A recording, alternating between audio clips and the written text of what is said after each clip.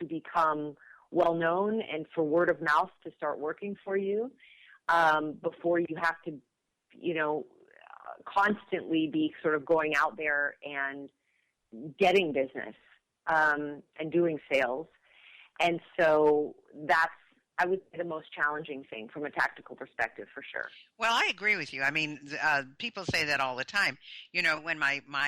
When my pocket is full, when I'm doing all these things, I don't have time to market or sell. And then when I don't have my book of business, then it's time for me to market and sell, and then there's no income coming in.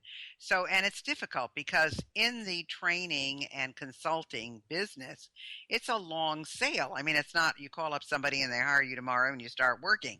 So to hire a salesperson or to hire an assistant to do that is not an easy thing, because especially if you're doing it on a commission basis, because it takes such a long time to come to a close. But I also then have to ask you what you love about having your own business. And you've been doing this for a long time, Melissa. You've been in this for 20 years. So are you, yes. I mean, has it gotten any easier?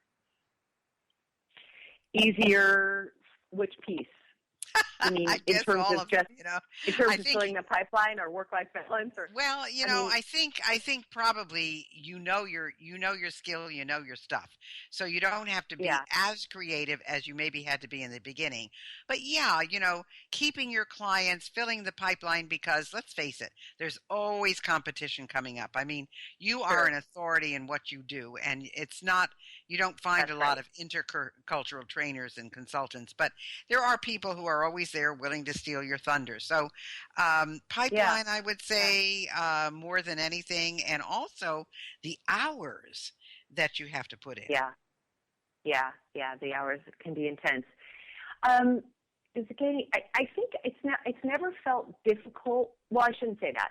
Certainly in the beginning, when you're setting up shop, it feels difficult because you want to, of course, acquire business, and it takes some time to do that. But I would say over the last 10 or 15 years, it hasn't felt particularly difficult because I love my job so much. It's, I get goosebumps, and I'll well up in tears of joy with the groups that I'm working with. It's so incredible to see people transform, grow. We see people changing careers and just blossoming in a new career because they're able to make a decision, or even just, groom them for promotions in the workplace. And then when it happens, they're just so incredibly successful and so excited about what they're working on.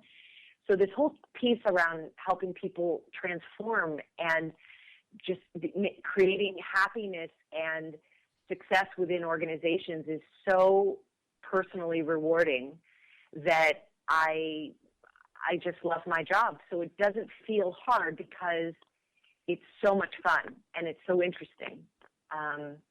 Well, I think that's great. I mean, that's wonderful that you feel that way, because if you didn't, you probably shouldn't still be in business. Yeah, and I think, exactly.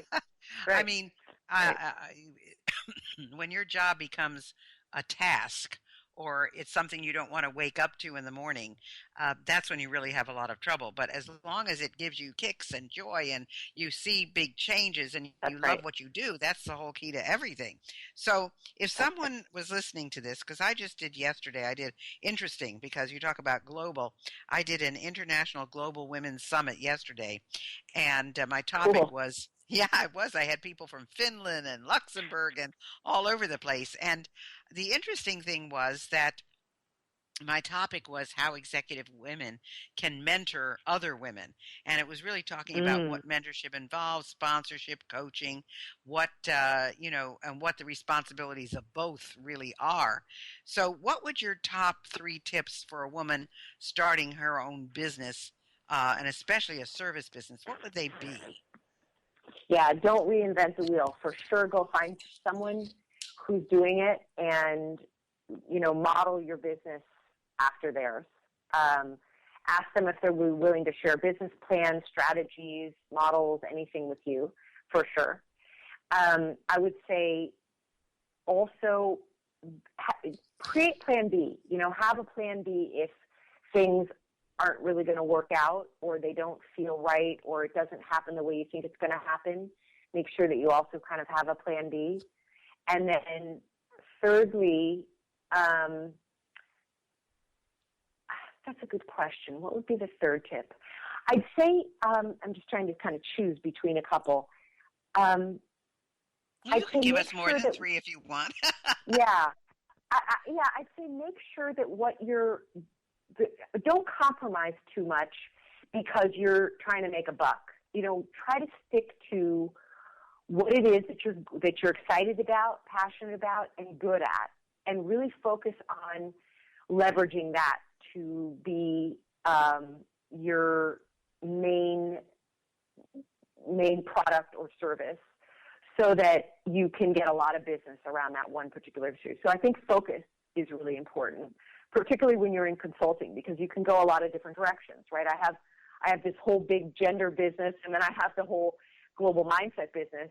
And although there's certainly overlap, those are sort of the two areas that I focus on. And sometimes I have to, just make sure that my brand is clear, right? That people see me as an intercultural global mindset expert, but then there are others that really see me solely as a gender expert. And balancing that can be tricky. So I'd say that make sure that you have your brand is clear, that what you're working on is focused, and not to compromise it because of money.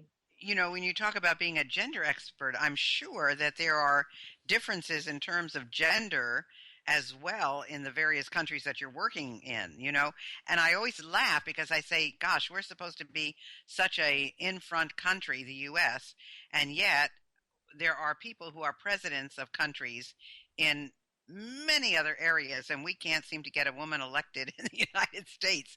And I just think right. that's, so right. interesting. We're behind the ball there. But one of the things that you said, go to other people, see a model that works.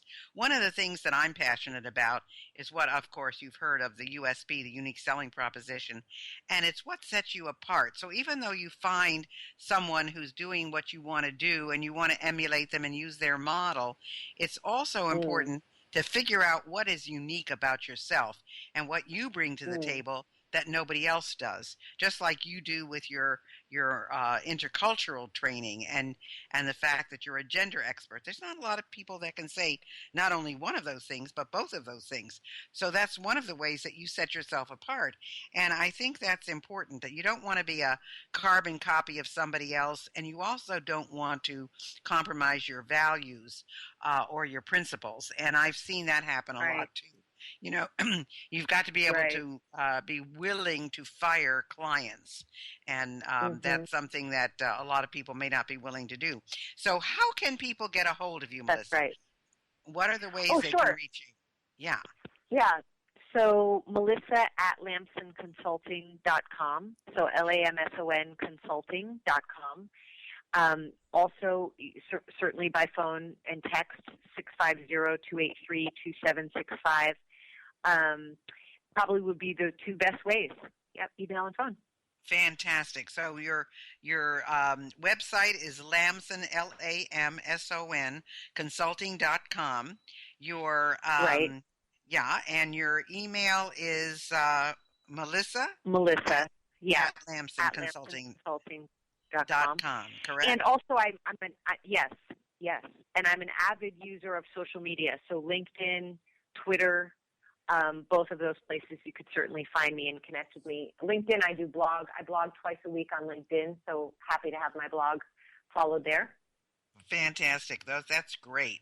Well, it's just been a real pleasure talking with you, Melissa. A lot of interesting information, and it just shows you that, of course, you were comfortable about traveling because of your dad, but you can go to Europe and you can create a presence there, and you can come back to the U.S. and create a presence here. So don't limit yourself. There's a lot of things that you can do here, and we want to make sure that you take advantage of it. So anything else you'd like to leave our listeners with?